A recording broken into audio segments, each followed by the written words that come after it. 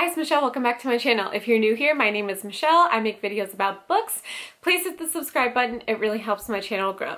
Today is my third quarter 5-star reads. There's a lot of them. I told Catherine, I was like, I have to film a video and it's going to take a while. So here we are. Let's hope it doesn't take forever.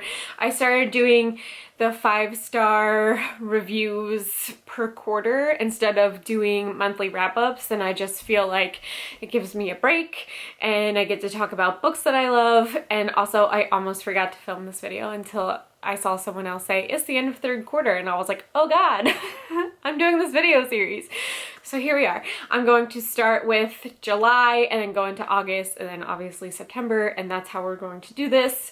So let's go. The good news is that I own most of these books. I don't own, I think 3 out of all of them. And then at the end of this, I will put how many books I gave 5 stars to at the end. So let's go. Let's start with what month? July. These are in no particular order. I have no idea what order I actually read them in. Let's just do this. The first one is Thank You for Listening by Julia Whelan. I read this as an ARC. I would like to reread this as an audiobook because Julia Whelan narrates it, and also it's about audiobook narrators falling in love. So that's the premise of this. 2 audiobook narrators end up falling in love. It's like a You've Got Mail type of situation where they may be talking to each other and they don't know that they are, but the main character of this one wants to get out of narrating romance books because she doesn't really like romance books, and it's just like this windfall of all these circumstances happening, and it's a lot about her growth. She used to be a movie star and then she had an injury, and there's just like so much to this one, and it's an excellent romance. The very first chapter, something happens and I was laughing out loud, and I feel like I laughed for like a good majority of this book, and I just highly suggest this one. Julia Whelan is one of my favorite audiobook narrators, and I just feel like it makes sense that she wrote about audiobook narrators because she knows so much about it. So highly recommend this one. I loved it. I thought it was so funny. 5 stars. Would like to reread as an audiobook. The next one, in a completely different direction. The rest of these are like in the same genre kind of. So, okay. The next one is Just Like Mother by Anne Heltzel. I loved this one.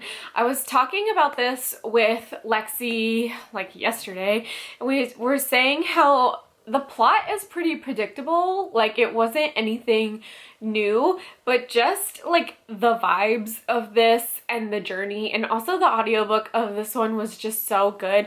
You're following Maeve as when she is younger, she gets out of a cult, and then she reconnects with her cousin, and then shit just goes down from there. I never want to get spoilery with thrillers, but even though I knew the direction that this one was going in, it never took away from my enjoyment of this one. I loved it through and through, and 5 stars for this one. It is creepy. It is also graphic. Almost all of these thrillers come with trigger warnings, of course. So if you need those, definitely look it up.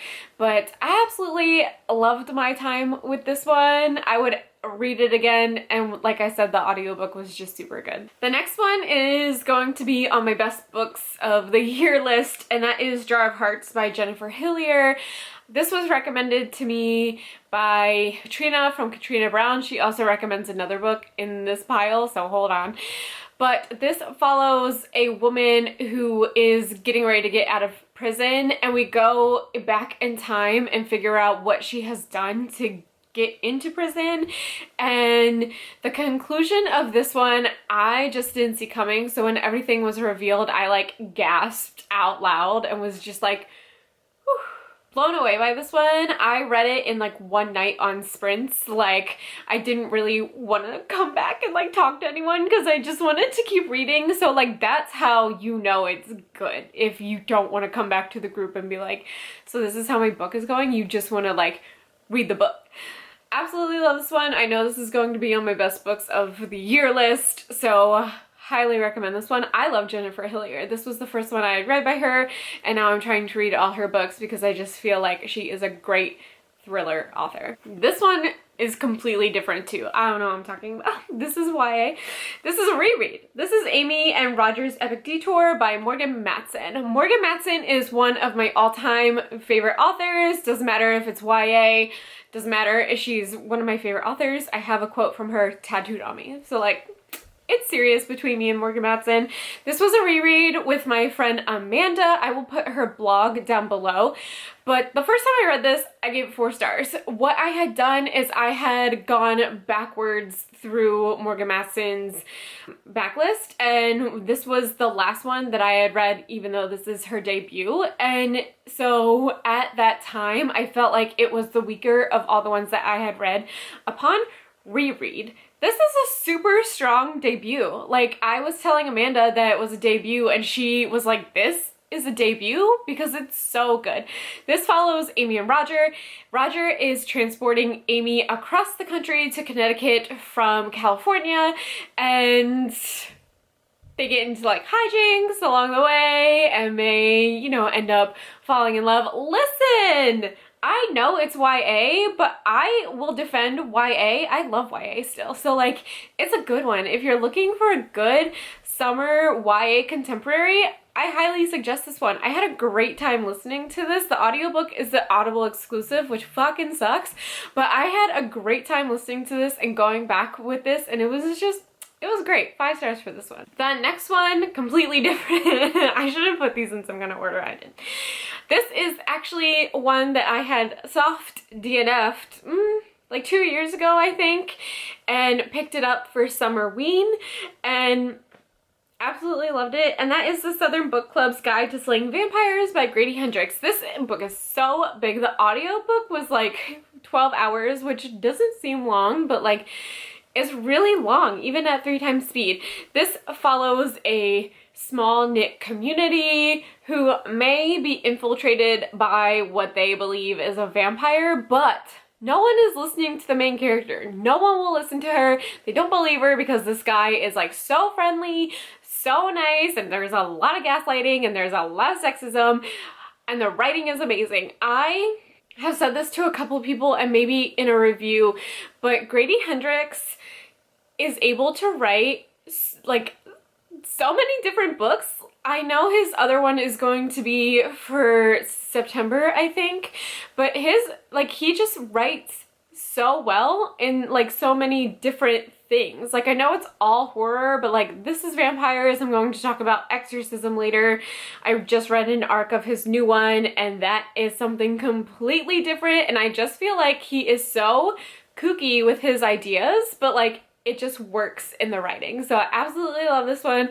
There is a scene in this book that involves cockroaches that I have unfortunately memorized in my brain forever, and I hate that. But like, also that's good that he could like ingrain something in my mind forever. So kudos to him. Okay, the last book for July is The Clown Hunt by Judith Sonnet. This was also recommended by Katrina. We were all on sprints one night and she was like, oh, I've read this book, and immediately most of us were like, okay, we've got to go read this now. This was a really fast read. It's more of a novella style.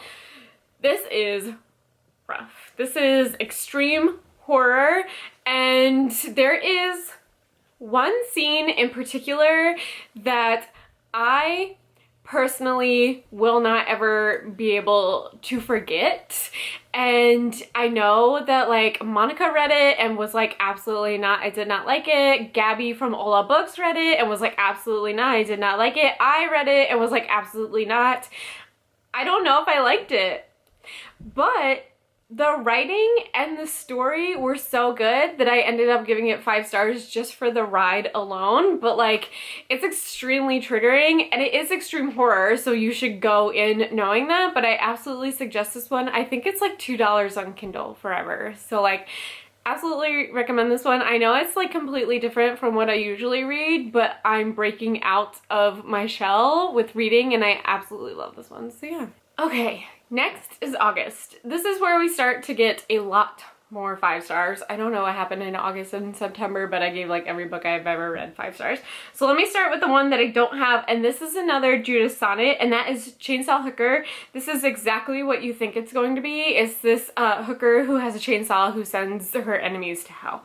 And it is also extremely graphic. There is a part that happens in the very beginning that I also cannot stop thinking about. But overall, once again, I enjoyed my time with this and I had a good time, and I would like to read more by this author, so like that's good enough for me.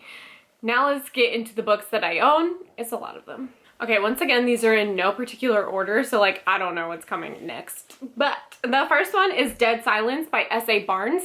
This is like Titanic in space, but with horror. So I absolutely love this one. This was part of my 5-star predictions, and this was 5 stars.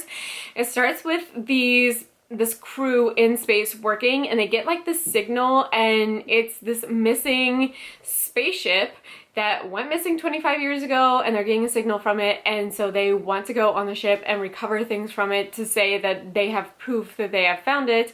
And then weird shit starts happening. It is horror sci-fi, and I did like the horror more than I liked the sci-fi. The first like 75% was horror, and then the last 25% was the sci-fi, and it didn't go over my head. I just like didn't enjoy it. That's it. But altogether, I gave it 5 stars. I liked the audiobook of this one. When I think I put a picture on Instagram and people were like, ooh, this audiobook, I don't know if you're gonna like it. And I loved it. And I feel like I'm really picky about audiobooks. So that's really funny. But I do recommend this audiobook. I thought it was a really good one. The next one was also part of my 5-star predictions, and that's Yes and I Love You by Ronnie Lauren. I had no idea why this was titled like this, and I don't want to give it away, but just know that I absolutely love this, and I cried at the end, and I almost never cry. So if I cry with a book, I'm usually gonna give it 5 stars, and that's what happened here. This is a romance, and the smut was good. I wish more people were talking about this. I actually saw this from Nat from Nerdy Nat Reads channel and was like, I had never heard of this, and she also gave it 5 stars. And that's why I picked it up. So I gave this 5 stars, and it's a series, and I immediately bought the second one in the series because I am very excited about this. It follows another character who was introduced in this first one. This is so like a quiet adult romance. I don't know how this happened because it's so good and a lot better than some of the other romances I have read by like more popular authors. So like, I really like this one. The next one is a book that I will think about for probably the rest of my life, and that is The Last Housewife by Ashley Winstead. This is dark, and Lexi asked me if I thought that this was darker than Jar of Hearts, and I don't know if it is, but it's just like they're not alike at all, but they're both dark. Like they deal with very dark things in different ways. But this follows a woman who is listening to a podcast from her friend from college, and another friend from her college has died and they think it's suicide, and then she goes to investigate it with the podcaster, and they uncover some shit that I will just think about for the rest of my life. Some of the quotes in here about the role that women are supposed to play, just, you know, like shit backwards. Ashley Winstead, I think, is probably a genius because both of her thrillers are completely different but have both stayed with me in different ways, and I just absolutely love this one. You will need trigger warnings for this if you need them. I went in completely not knowing anything, and I was just like, what am I listening to right now? But like obviously in a good way because I'd given it 5 stars. The next one is the best book that I read for Rom-Comathon, and that is The Wedding Crasher by Mia Sosa. I picked this up in April when it came out, and it has been on my shelf, and then Bree from Four Paws and a Book picked it up, and they were raving about it. I mean, like they were in my comments, they were like, you have to read this, you have to read this, you have to read this. And I was like, I have time, I'll just pick it up, let's do this. One of the best romances I have read this year. There is a surprising scene in this one that I did not see coming at all, and I'm telling you, I laughed my ass off. And the smut in this one is just so good, and it's fake dating, which I always say enemies to lovers is my favorite trope in romance, but I think it might be fake dating because, like, have you ever fake dated someone? No. But like when these people do in these fictional novels, I eat that shit up. Anyway, I absolutely love this one.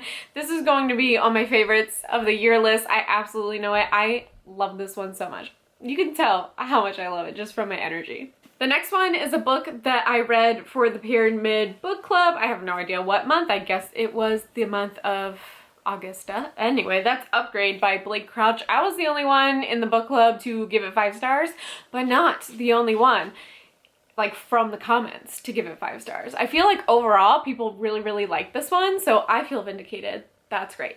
This is the story of a man who is like a scientist, investigator or something, and he goes and his DNA gets changed. And it reminded me of the movie Limitless with Bradley Cooper in like a good way, because I really liked that movie and I was like, I am reading Limitless right now, and it was so cool. There was like evil villains, there was a crazy mom, there was just so much going on in this, and I thought it was so action-packed and sci-fi.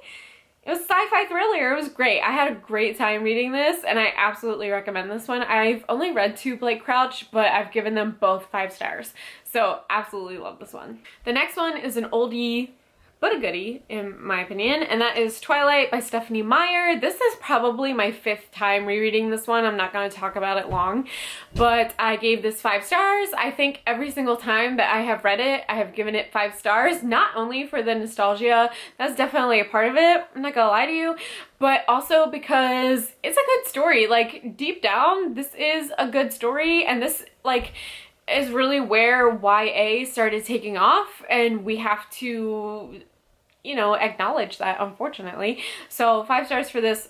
That's it. The next one is Things We Do in the Dark, also by Jennifer Hillier. These are the only 2 Jennifer Hilliers I have read, but I've given them both 5 stars. This one is a little different and also not as dark as Jar of Hearts, which didn't bother me. I really like the story. Once again, I felt like this one in particular felt a little predictable, but it didn't take away from the story for me. This is about a woman who finds her husband dead, and someone finds her like covered in blood, so she's charged with the murder of her husband, even though she didn't do it, we think. And this was a wild ride. There's 2 separate stories of the same person, and I just really like this one. I had a good time listening to it. 5 stars. The next one, oh, that was for my 5-star prediction, and so is this one, and that is No Exit by Taylor Adams. Before I picked this up, I thought Taylor Adams was actually a woman. Incorrect. But this is a story of a woman who is trying to get home to her dying mother, and she gets stuck in a snowstorm and goes to this rest area and then gets like trapped there because of the snow. So she goes back out to go to her car for something, and she finds this girl in a cage in the back of a truck and is like, holy shit, what do I do? And then that's where it starts. There's a lot of action, there's a lot of twists. I absolutely love this one. My only issue with this one is that I was listening to the audiobook and reading along like I usually do, and they were completely different from each other. Like, whole chapters were different. It was super weird and super off-putting, and I was like, am I listening to the right book? So that was weird, but overall the story was great. That was August. Now we're gonna do September. Okay, so the only one for September that I don't own because I want to get a new copy of is The Shining by Stephen King. I gave this 5 stars. I have seen the movie at least twice, and the book is completely, and I mean completely different from the book. I was shocked. I have seen interviews in the past where Stephen King has talked about not liking the adaptation of The Shining, and I was like, I mean, I get that they're gonna change stuff. No, they changed a lot. They changed almost everything. Some of the most iconic scenes in the movie never ever happened in the book, and I was like, where are the twins? What is happening? So keeping in mind that these are like completely 2 different things, I still gave The Shining 5 stars. I actually like the ending of the book way better than the movie. I feel like the ending of the book makes so much more sense than the ending of the movie. And I got rid of my copy because it was a like cheap pocket paperback that was broken. I ripped the pages. And so I would like to get like a nice copy of it one day. That's why I don't have it. Okay, now I own the rest of them, so that's good. The first one is a graphic novel, and that is Fangs by Sarah Anderson. I love Sarah Anderson. Her graphic novel, Herding Cats, is so funny. I made the library that I worked at like buy all of her graphic novels. I loved it. This is the story of a vampire and a werewolf who fall in love. I actually went in thinking that it was sapphic. Is not at all, but it didn't take away from the story or the drawings. There is one part where she is reading vampire books because she's the vampire, and I think it's like Interview with the Vampire, something else, and then it's Twilight is the last one, and she just starts cackling, and I thought it was so funny, so I absolutely love this one. This took me like 20 minutes to read. The next one was for my Stranger Things video, and that is Paper Girls. This is another graphic novel. I absolutely love this one. I went in not knowing anything about this and was blown away by the art style, which I think is gorgeous, and also the story. It like turns into sci-fi like super fast. I thought it was great. I had no idea where it was going. I bought the second one immediately after I finished this one, and I just have to pick it up because I absolutely love this.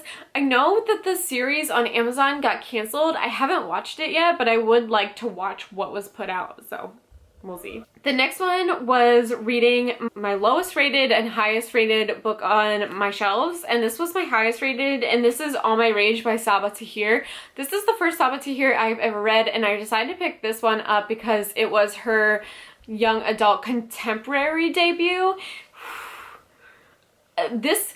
This gets a lot of shit because it's like YA trauma porn, and I absolutely agree with these people who say this. It is trauma porn, but I also think that what these two characters go through is realistic as well. So like, yes, they're going through a lot of trauma, but who says people don't go through this in real life? And that's why I loved it so much.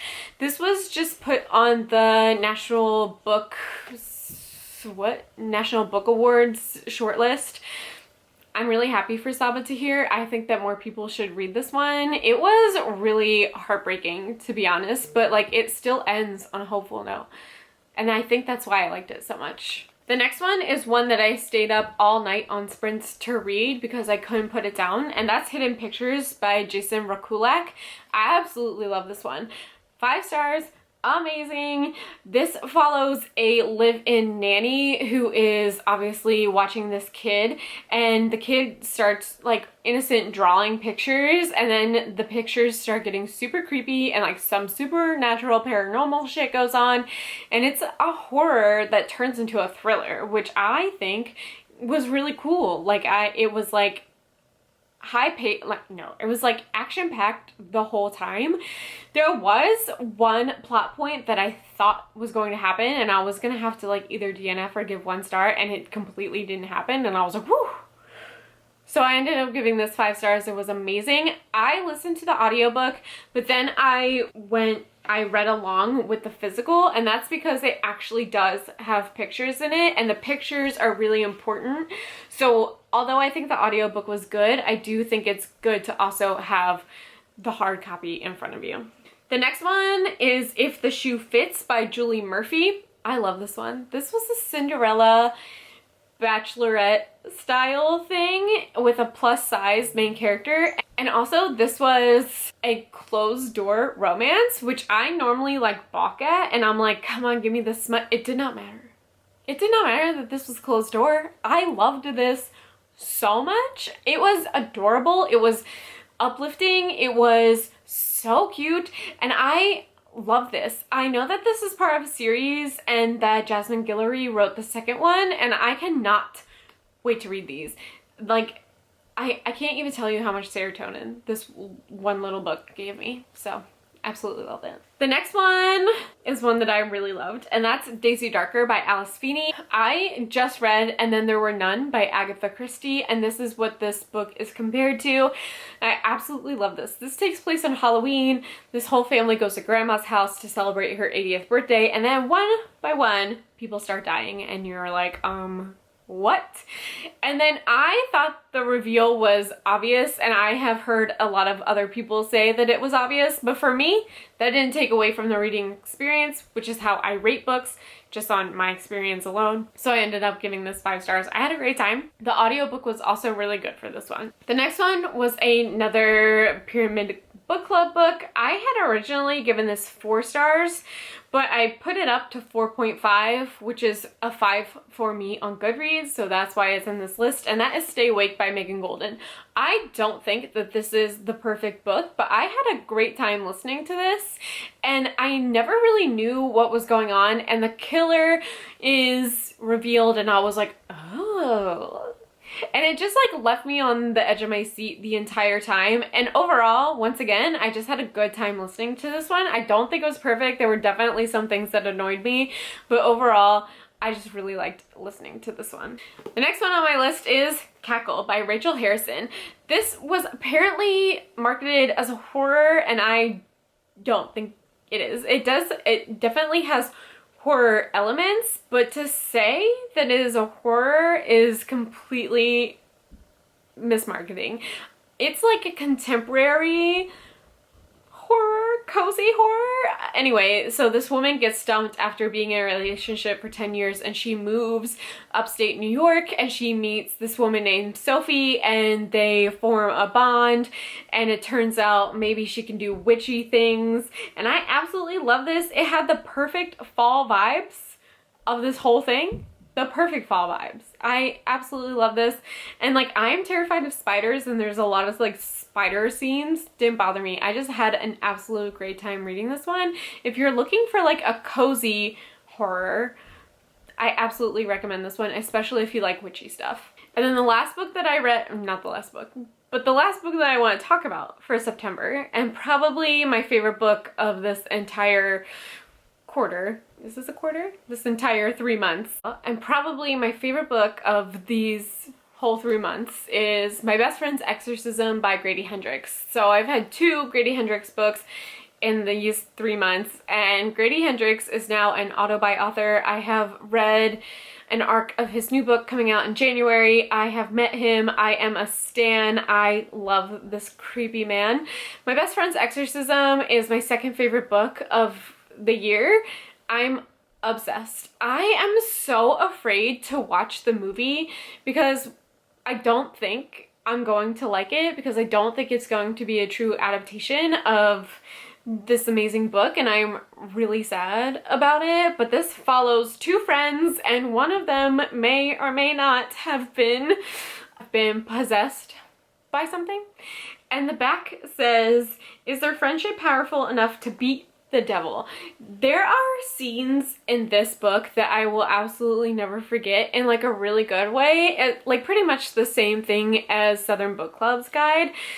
I don't know what is wrong with Grady Hendrix in like a good way, because I absolutely adore his books, but this book is messed up. And the best thing about this book is that it's not all about the exorcism.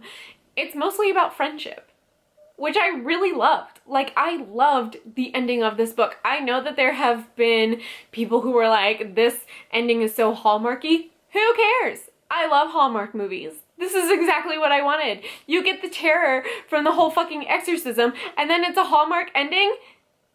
Yes, I approve. So yeah, this is probably my favorite book of this quarter. So yeah, that's all of them. I don't know how many books. I'll put it right here that are 5 stars. So thanks for watching this extremely long video, and I will see you in my next one. Bye!